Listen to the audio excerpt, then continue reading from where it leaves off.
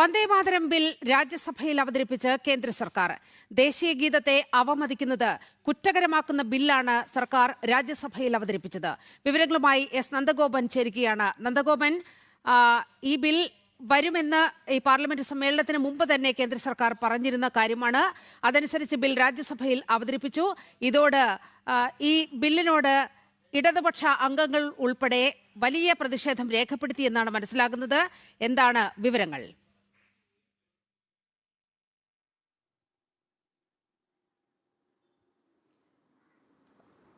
Nilima, prevention of insult to national honour 1971 നിയമമാണ്.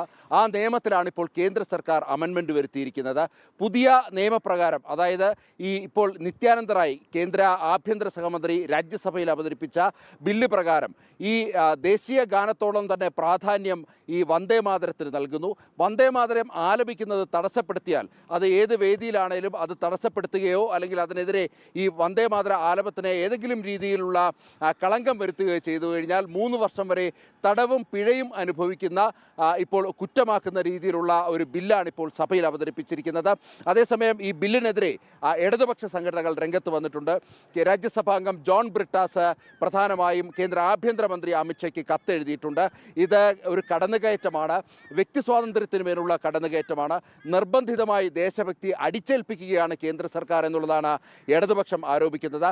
നമുക്കറിയാം, സ്വാതന്ത്ര്യ സമരകാലത്ത് സമരസേനാനികളുടെ സിരകളിൽ ആവേശം പടർത്തിയ ഗീതമാണ് വന്ദേമാതരം.